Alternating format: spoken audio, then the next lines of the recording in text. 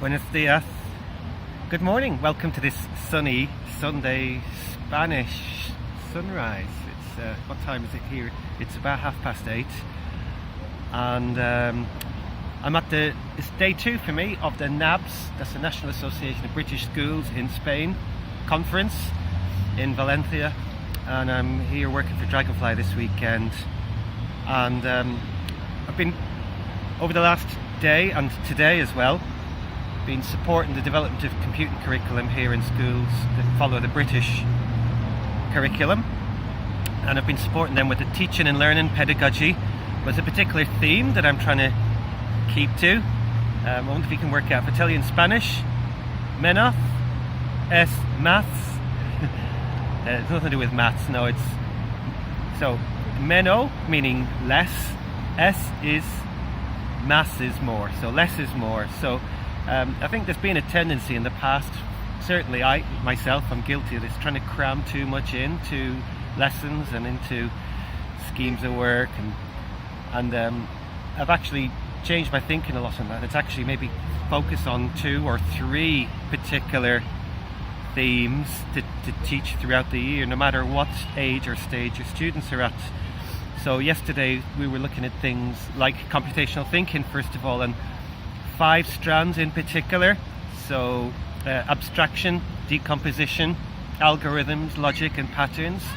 And if you decided that they were the 5 sort of principles upon which you were going to base your computing curriculum, you could argue that, well, there should be lots of other things, but you could actually teach, if you decide, those 5 aspects of computational thinking through pretty much everything that you do. And so yesterday we played some games, problem solving, and I don't just mean computer games, I mean games where people talk to each other and use their hands and their expressions and things like that. And we kept trying to step back. Could we abstract, focus on the detail, the important detail? If we were to, reconstruct this, could we break it down into smaller problems?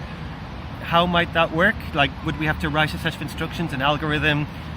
Do some of those rules follow logic, and can we see certain patterns? So we were trying to find ways of exploring and all of that. A question that came up a lot was, how do we ensure success? And part of that is about defining what success is.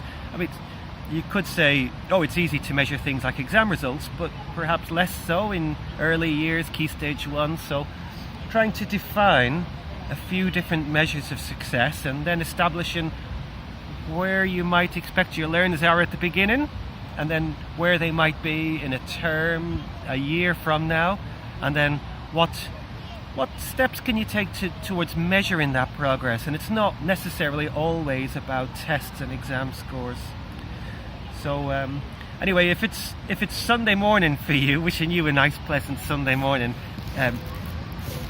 It's absolutely beautiful here. I was talking to a couple of head teachers yesterday. They were saying that they have a real issue recruiting computing teachers over here, and there's lots of attractive packages. If you are a teacher in the UK and you fancy a different challenge somewhere where the sun seems to shine perpetually, you might want to consider